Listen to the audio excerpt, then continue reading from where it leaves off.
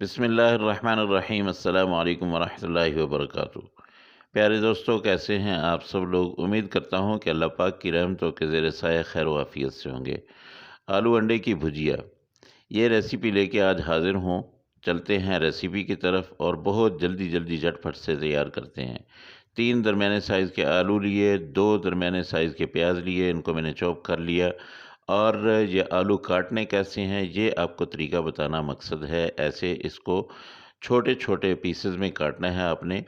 ये लंबे भी नहीं करने हैं, बहुत बड़े पीस भी नहीं करने हैं, इनको छोटे पीसों में काटना है। ये देखिए, ये इस साइज़ के आपने ये आलू काट लेने हैं और इनको बॉयल कर लेना है। 2 टमाटर ले लिए मैंने और 6 से 7 मिर्चें मैंने ले ली हैं सब्ज़, इनको भी काट लिया है। अच्छा, आलू आपने 2-3 मिनट के लिए बॉयल कर लेने हैं, उनको मैंने अलग पानी डाल के उनको चढ़ा दिया है। यहाँ पे मैंने कढ़ाई ले ली, उसमें आधा कप मैंने कुकिंग ऑयल लिया और प्याज इसमें डाल लिए। अच्छा, प्याज को भी बहुत ज़्यादा मैं ब्राउन नहीं करूँगा और बहुत ज़्यादा कच्चा भी नहीं रखूँगा, बस इसको थोड़ा-सा पकाना है मैंने, ताकि इसका कच्चापन दूर हो जाए। इसकी जो खुशबू या स्मेल जो भी आप कह सकते हैं वो ख़त्म हो जाए और थोड़ा-सा ये सौते हो जाए। उसके बाद बाकी चीज़ें जो है इसमें मैं डालूँगा। ये देखिए, ये इतना आपने जब सौते कर लेना है, ये थोड़ा रेडी हो गया है। अब इसमें मैं बाकी मसाले डालता हूँ। यहाँ पे मैं लूँगा 1 चम्मच लाल मिर्च पाउडर और उसके साथ 1 चम्मच ही नमक डाल रहा हूँ, आप हस्बे ज़ायक़ा डालिएगा। और 1 चम्मच मैंने धनिया पाउडर डाला है। इसके साथ हल्दी पाउडर लूँगा मैं, हल्दी तकरीबन आधा चम्मच मैंने डाली है और अपना आधा चम्मच ही दड़ा मिर्च डाली है। सब्ज़ मिर्चें भी इसमें शामिल कर रहा हूँ और नमक मैं जब आलू बॉयल कर रहा हूँ तो उसमें मैंने नमक 1 चम्मच मैंने डाल दिया हुआ है, ठीक है? क्योंकि आलू के लिए ज़्यादा नमक चाहिए होता है।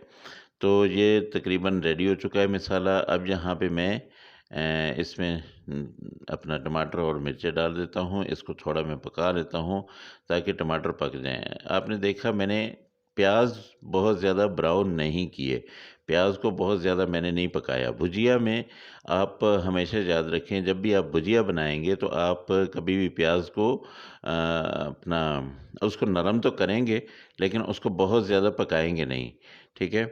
ये अब थोड़ा-सा मैं इसको अभी इसलिए पका रहा हूँ कि ये जो टमाटर है इसका कच्चापन ये ख़त्म हो जाए। वो आलू मेरे रेडी हो गए हैं, ये देखिए माशाल्लाह, बिस्मिल्लाहिर्रहमानिर्रहीम। ये डाल दिए आलू और इसको अब मैं थोड़ी देर के लिए पकाऊँगा ताकि आलू के अंदर ये अच्छी तरह से मसाला चला जाए। वैसे आलू में प्याज़ अपना नमक मैंने डाल दिया हुआ है और आलू के अंदर तक नमक तो पहुँचा हुआ है, लेकिन बाकी मसाले जो है वो इसके अंदर तक चले जाएँ। इसको मैं थोड़ी देर के लिए ढाँप भी दूँगा ताकि अच्छी तरह से ये पक जाए और आलू मैंने ज़्यादा गलाए नहीं हैं, ठीक है? इसको मैं ढाँप देता हूँ। चलते हैं एक और चीज़ की तरफ। यहाँ पे मैं बाउल लूँगा, बल्कि 4 अंडे ले लिए मैंने और यहाँ पे एक बाउल लिया। अब इन अंडों को मैं यहाँ पे इसको अच्छी तरह से अपना इनको खोल लेता हूँ अंडों को। और मकसद क्या है कि इनको चारों अंडों को, ये देखिए 4 अंडे मैंने यहाँ पे वो अच्छी तरह से इनको मिक्स करूँगा। इस बाउल में अलग से ये अपना हम मिक्स करने का मकसद ये है, इनको डालने का मकसद ये है कि अगर कोई अंडा ख़राब हो तो आपको पता चल जाए कि ये अंडा जो है इसमें नहीं डालना हमने। यहाँ पे मैंने ये अंडे डाल दिए हैं इसमें आलू वाले मिक्सचर में। तो अब इसको मैं थोड़ी देर के लिए अपना इसको मिक्स करके थोड़ा-सा इसको मैं थोड़ी देर के लिए रख दूँगा, ढाँप दूँगा और ताकि इसका जो भी कच्चापन है अंडों का वो ख़त्म हो जाए और अंडे ऐसे ही पकाने हैं। जब भी आपने भुजिया बनानी है आलू अंडे की तो आपने अंडे ऐसे ही पकाने हैं। आप अंडों को बहुत ज़्यादा ऊपर से खुला रख के वो ना पकाइएगा। उसकी वजह ये है कि ये देखिए ना, ये कितने मज़े के लग रहे हैं। ये जो अपना ऐसी लुक है ना, ये लुक उस वक़्त ही आएगी जब आप इसको ऊपर से एक दफ़ा ढाँप के इसको पकाएँगे। अगर आपने ऊपर से ओपन रखा तो फिर आपका ऐसा अंडा नहीं बनेगा जैसे ये नज़र आ रहा है। बेशक भुजिया तो बन जाएगी, मज़ेदार भी होगी, लेकिन उसकी लुक भी तो होनी चाहिए ना। हांडी का खूबसूरती जो होती है ना, वो लुक से भी होती है।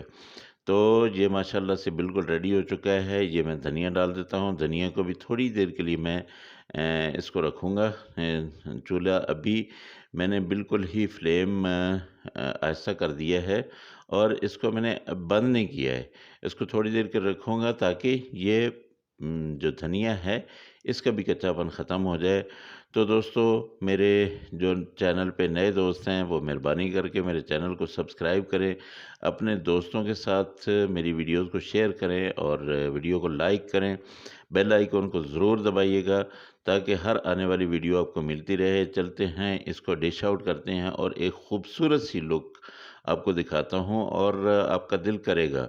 माशाल्लाह, ये देखिए, ये कितनी ज़बरदस्त किस्म की इसकी लुक आई है। इसको पराठे के साथ खाएँ, इसको चपाती के साथ खाएँ और इसके खूब खा के इसको खूब मज़े उड़ाएँ। अल्लाह पाक की रहमतें, अल्लाह पाक की बरकतें, अल्लाह की नेमतें आपके घर पे बरसती रहें। मेरे दोस्तों, अल्लाह पाक आप सबको अपनी हिफ्ज़-ईमान में रखे। अल्लाह पाक आपको आपकी हर परेशानी को दूर करे। दोस्तों, मुझे अपनी दुआ में ज़रूर याद रखा करें और मेरी दुआ में आप सब लोग रहते हैं। इंशाल्लाह अगली बार फिर एक नई रेसिपी के साथ आपसे मुलाकात होगी। जिन दोस्तों की फ़रमाइशें आई हुई हैं, इंशाल्लाह वो सब मैं आहिस्ता-आहिस्ता पूरी करूँगा। आज मैंने सोचा छोटी-सी नाश्ते की ये रेसिपी आपके साथ शेयर कर लूँ। फिर मिलेंगे। अल्लाह हाफ़िज़। अस्सलामु अलैकुम व रहमतुल्लाहि व बरकातुहू।